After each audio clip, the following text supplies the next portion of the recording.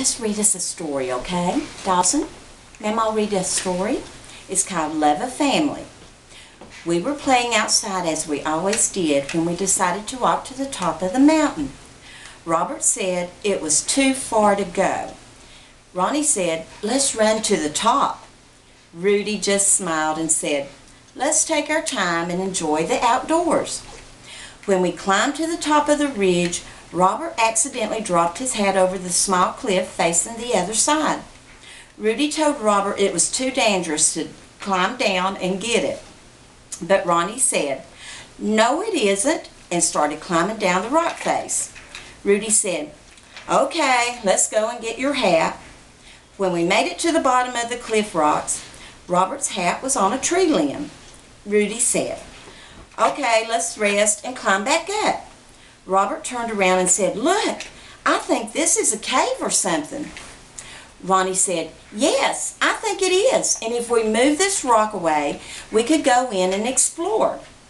Ronnie pushed and we helped, but could not get the big rock to move. Ronnie noted that if we had some dynamite, we could blow it up. Robert said, let's just go because I'm getting tired. When Rudy looked at the way the rock was sitting there, he told Ronnie, if we get a long pole with enough leverage, we can push that rock out of the way. Ronnie replied, I'll go and look for a long pole. Robert asked, what is leverage? Rudy answered, it means that we can move this rock. All we need to do is place the pole at the end of the rock and put another rock about a foot behind the pole. When we push down on the long end of this pole, the pole will move several feet, but the other end of the pole will only move a few inches, with enough force to break the rock free. Robert said, okay. Ronnie came back dragging a long pole, and Rudy was looking for a rock to use as their pivot point. Rudy found the perfect rock. Ronnie came over and helped Rudy move it into place. Then Robert said, hey, something sparkled under that rock.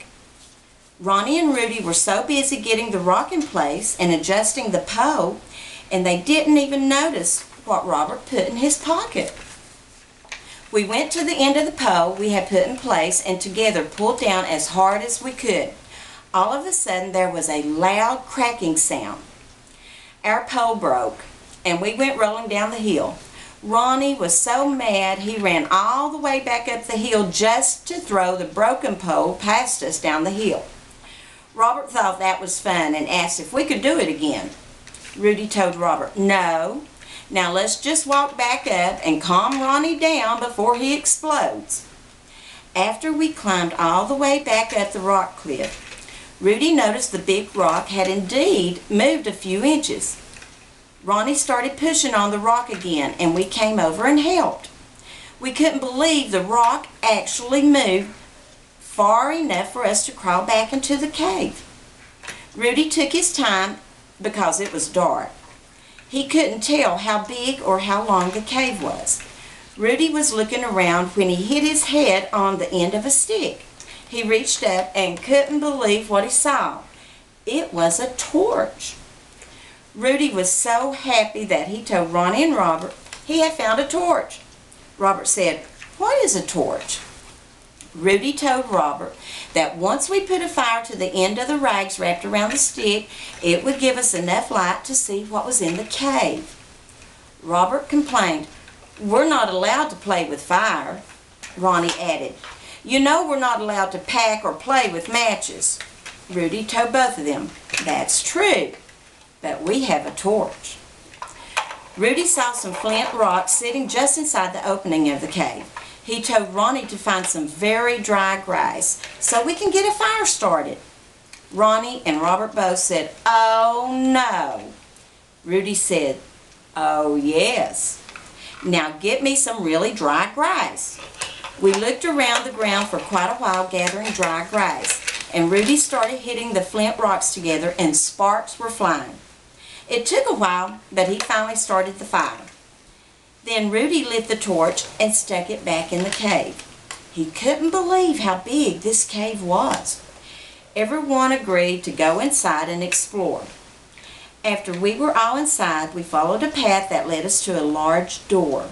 Ronnie kicked the door, but it wouldn't open.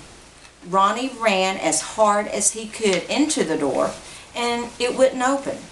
Rudy told Ronnie to quit before he hurt himself.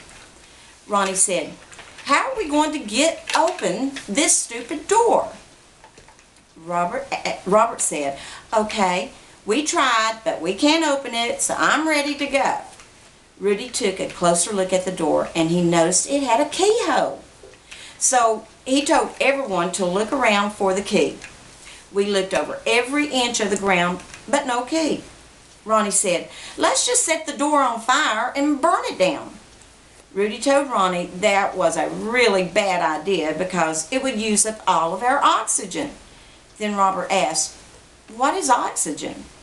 Rudy replied, "Oxygen is what we need to breathe, and a fire would use it up." Robert said, "I looked all over this cave floor, and the only key I have is the one I found outside when you moved that pivot rock." Rudy asked Robert if he had found that key. Robert replied, "Yes, silly, I found it under the rock you picked up outside, remember? But I didn't find a key in the cave, so let's go." Ronnie said, "Let me see that key." Robert reached the key to Ronnie, who said, "Yes, it's a key."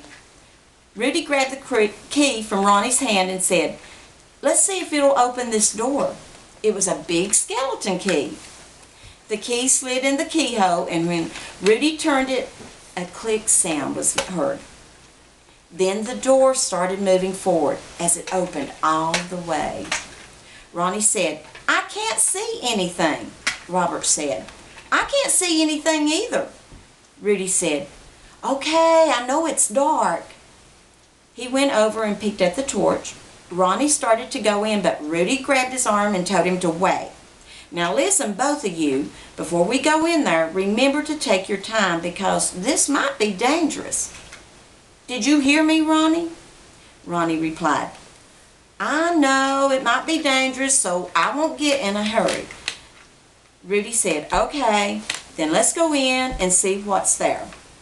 Ronnie said, "Look, on that table sits a beautiful lamp." Robert said, "I'm thirsty and I want to go home." Rudy told Ronnie not to touch the lamp until we knew it was safe to pick up. Robert said, "Someone has scratched all over." Ronnie reached down and picked it up. Rudy took it from Ronnie's hand and said, "Something is written on the side of this lamp." When Ronnie grabbed the lamp, we wrestled around for a while, and that's when a genie came out of the lamp and told us that each of us could have one wish.